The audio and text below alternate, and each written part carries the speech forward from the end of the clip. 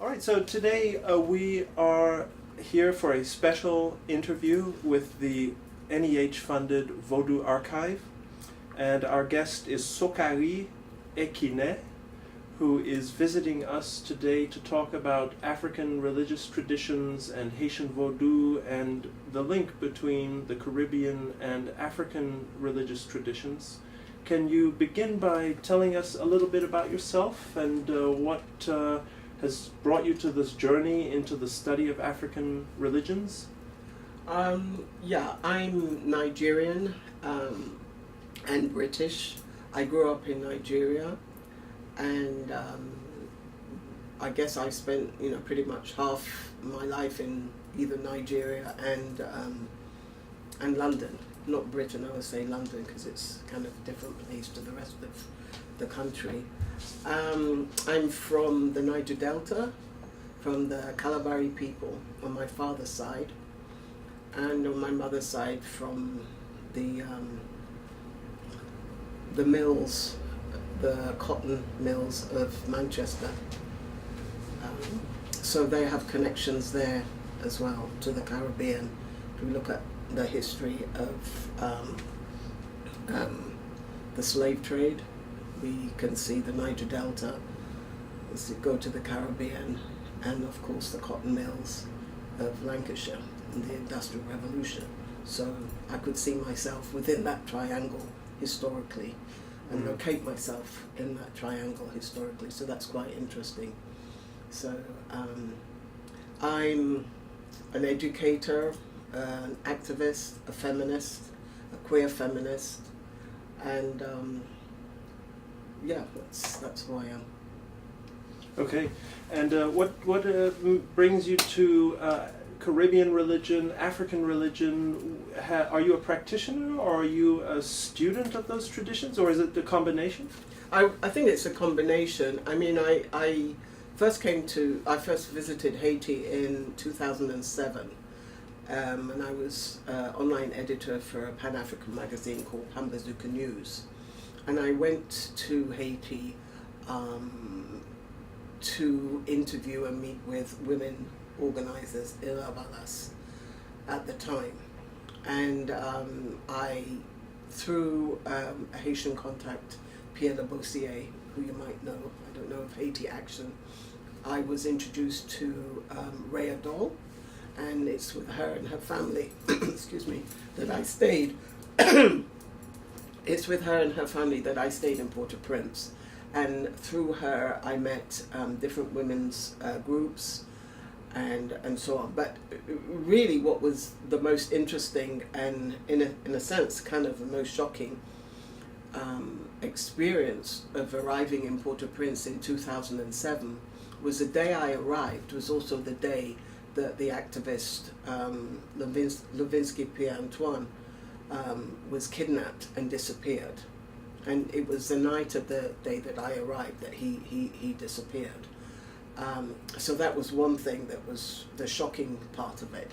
The second thing was that there was something about Port-au-Prince that was really quite familiar that I had not expected.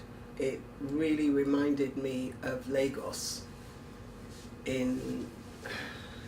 I wouldn't say Lagos in the 2000s, but it was Lagos of the 1980s and 70s. It was a Lagos that I grew up in as a young person. So it reminded me of that in so many different ways. And that feeling was really intense and surprising. And so I guess that kind of stuck with me, and that was the first kind of connection that I felt between I mean, I visited other parts of the Caribbean a number of times, but they were nothing like Haiti. They were nothing like Port-au-Prince, I only visited Port-au-Prince and Cap Haitian during that visit. So those are the two things that kind of surprised and shocked me on my arrival. And I was also very impressed by the way the women were organizing. Rhea Doll introduced me to her school, which she has, and I just met different women's groups, including one which was a voodoo women's group as well, based in Port-au-Prince. And so that was my first encounter when I interviewed the coordinator of that group, who is, you might know, Madame Yvonne Auguste. So it was through her that I first encountered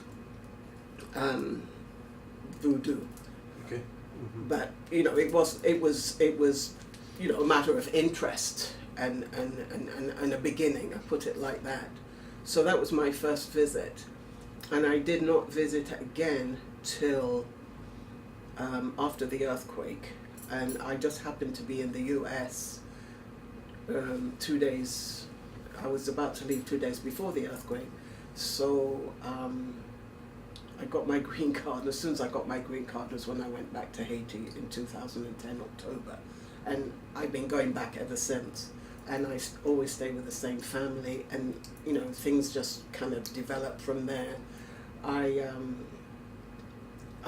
In 2013 I had a fellowship from the Johns Hopkins University International Reporting Project, and that was excellent, because what that did was allow me to be in Haiti for a much longer period of time, and to kind of really kind of establish myself and make the connections that put me in where I am today.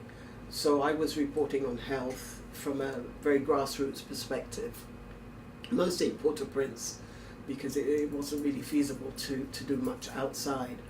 And and I was also at the time teaching English as a voluntary, and I was teaching, interestingly, African literature as well to some of the students, university students associated with SOPUDEP. So that was up to 2013, and I guess it was also at that time that I became more interested in looking, because I began to understand that there were other linkages between Haiti and Nigeria, and it was through talking and with Mambos and Hougans about voodoo that I began to see there was something else, and so all that kind of started in 2013. I see. So you tell me a little bit about the women's group that also practices Vodou. Can you give me a sense about that? Is it women only, and if so, why? Is it like a feminist Vodou group that you met in the 2007 period? Could you touch on that a little bit? Yeah, it was. I'm trying to recall the name. Something like what was it? Femme Voodoo ICN, something like. I'm not exactly sure, so I probably should cut that bit out. But no, really, it was women organising, and it was centred mostly around literacy and education, and to a little extent, encouraging women and educating women on political participation. But it was also very much aligned with La Balas at the time as well. But it was more to do with literacy than the actual voodoo itself. It was just that the members of the organisation were voodoo practitioners. I see. Yeah, but it was to do with literacy. Yeah. Oh well, that's very interesting. I find there are many directives or expressions of hope towards literacy in Vodou music in Haiti. In particular, I'm thinking of the group Racine Figuier, and they have some songs on their albums that are sort of carnival songs, which deal with social critiques. And one of the things they demand is more literacy. And so it sort of flies in the face of those who claim that Vodou wants to keep Haiti illiterate, right? There's this whole anti-Vodou school of thought, largely generated by Protestants in the U.S., which make these claims. But it just flies in the face of so much evidence. Vodouists want an education. Can you tell us a little bit about the actual situation? Do Vodouists want education, or do they want to keep sort of Haiti uneducated? Can you touch on this a little bit from your personal experience? But from my personal experience, absolutely not. Everybody wants education, irrespective of what belief system they practice, and I don't think within the voodoo community it is any different. In fact, there is a Mambo that I know, Mambo Gina, who within her, she has a small peristyle in Delma 33, and she has service most Saturdays, but not always. But within that, she actually has an education program for her initiates and anyone else that wants to come. And most of those who do go it's informal, it's not a formal, but it's regular. And most of the people that go are youth, are young people, either at school or at university.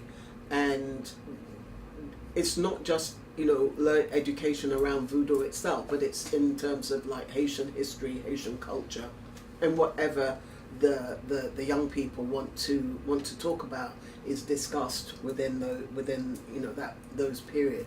So to say that, if you go to any of the lacus in, for example, Grand Lacus in Gonaïve, the education facilities are minimal, and that is one of the biggest complaints. For example, in Lacu Bajo, the school there is just very small.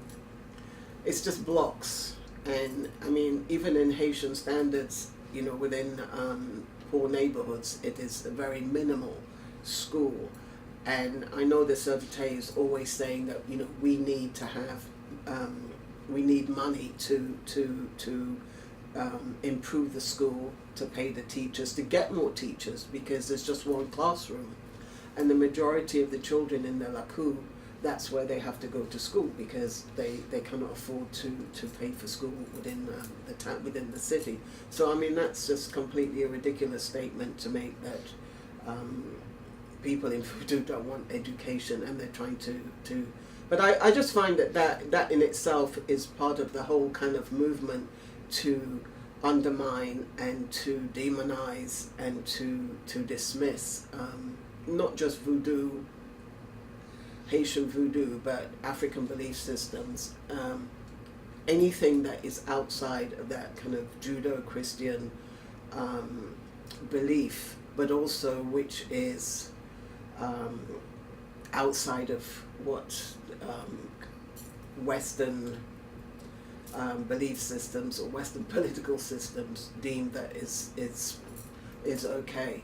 So it's just another narrative to undermine African belief system, because it doesn't just happen in Haiti, it happens in Brazil. I've just visited Brazil recently. It happens in Brazil, where temples are burnt and priests and priestesses are undermined. It happens even in my own country, where anyone practicing, for example, the Yoruba religion is undermined. The evangelical church is very strong in undermining those. And as one of the priests, of Osho said, we are losing our culture, we are losing our language, we are losing our history, because it's all within this practice. And as long as this practice is being undermined, and that was just in Oshun. But if you go to Igbo land, the same thing. We have, for example, where I come from, Calabari, we have traditional. You can't even find, even my name, the origins of my name have changed to be some kind of Christian origin, meaning gift from God. But in actual fact, the name is derived from one of the faculties of the supreme goddess, feminine goddess of Calabari, but then it's kind of changed. But we have ceremonies and we have traditions, but they become undermined and they become Christianized, and within that you lose your language. You don't just lose the culture and the history, but you lose language as well over time. So it's, as I said, it's not just Haitian voodoo, but it's a kind of, I don't want to say it's a conspiracy, but it's something that's taking place. And I'm sure, in other parts of the Americas, similar things are happening to undermine indigenous belief systems. Well, I think it's fair to call it a conspiracy or the legacy of a conspiracy. I mean, the practice of slavery was a conspiracy to capture millions of African laborers and forcibly transport them. I mean, that was conspiratorial.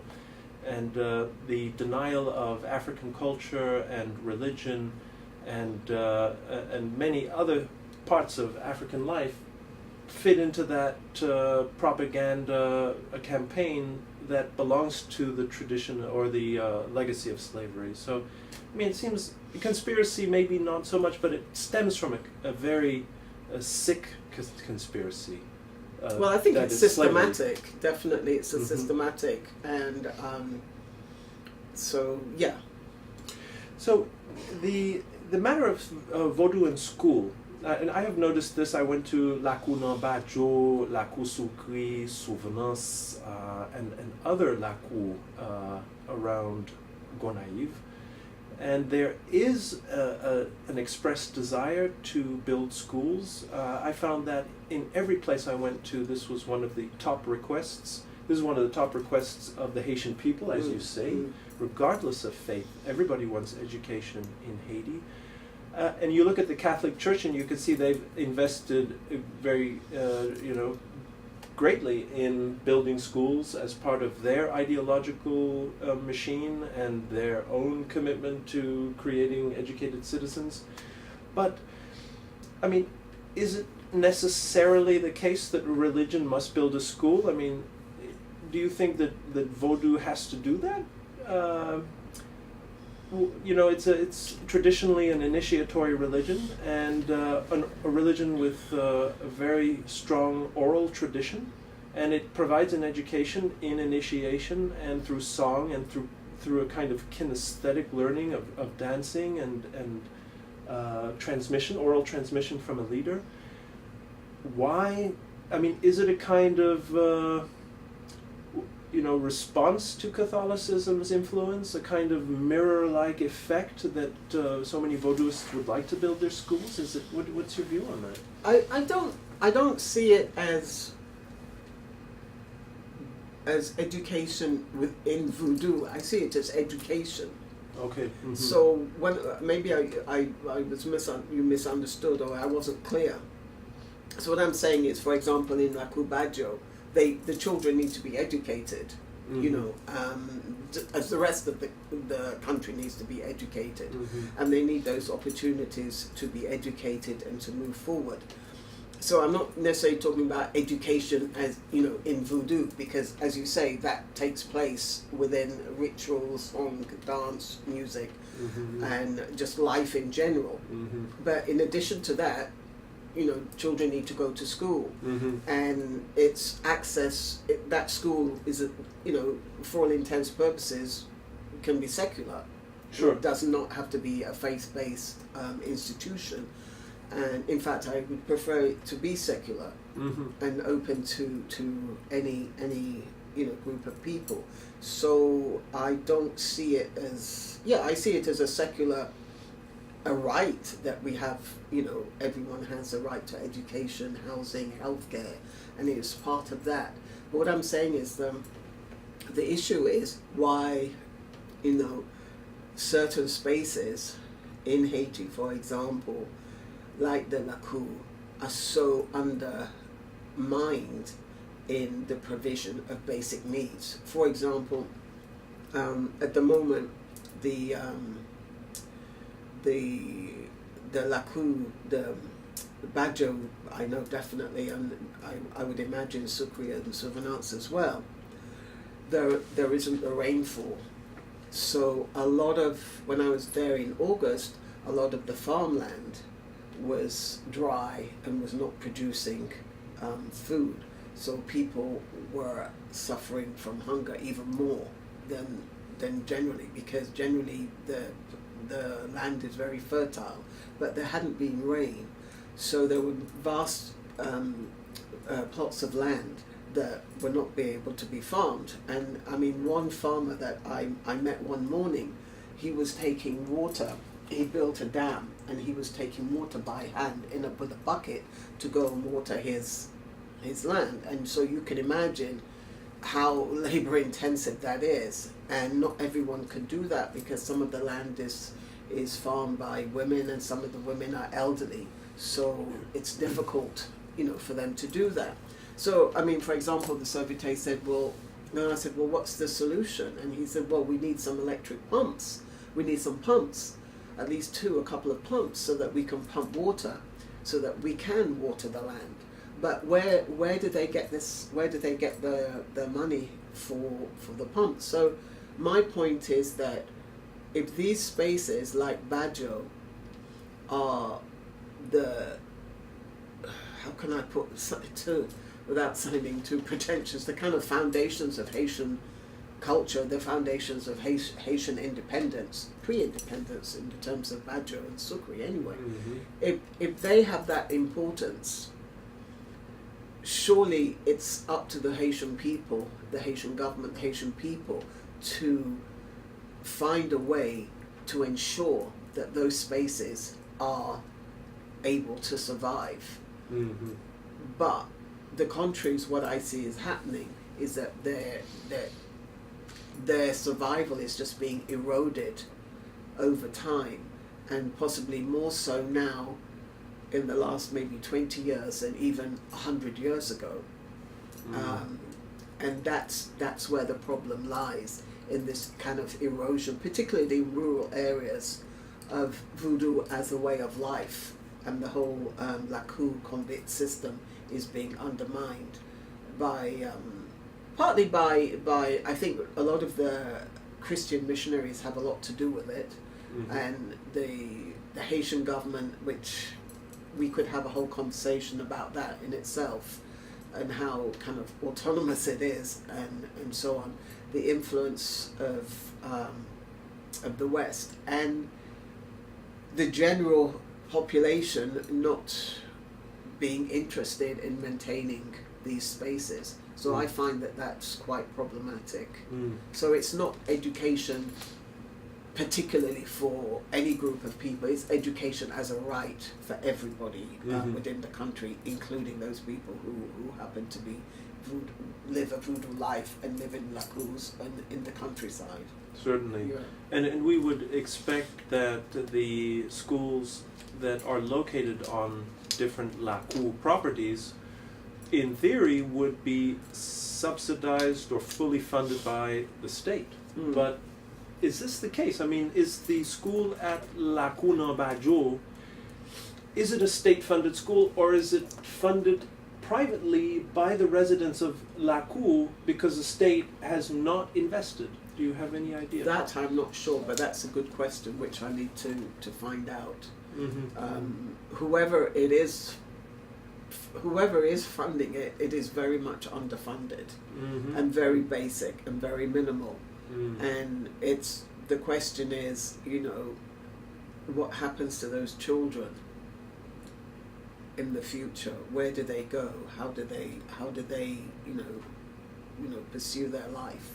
What opportunities are open? And I mean, this is not necessarily a question just for kids in the Lakou, it's a question for kids in poor neighborhoods across the country.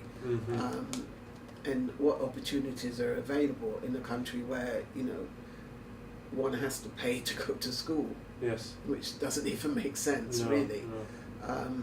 At least up to the age of 16, you would think that the education would be, free for everyone. Oh, right. Yeah. Or in addition, in a language that they spoke at home. Yeah, because that's another problem. Is the language, the dominance of education in French, which doesn't make sense again. But I think, again, that may be changing, and Haitian Creole is asserting itself, and people are asserting it, but it's still, in certain spaces, not the language that people choose to speak. Or if they choose to speak it, they choose to speak it out of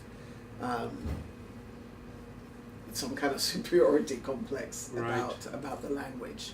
Right. So I mean, I think that's one of the tensions within Haiti is there is the I think that speaks to a tension, as I see it, of class and also of religion and of politics. I think, you know, those are the tensions, and they're very, very strong tensions within Haitian society that don't seem to have changed too much.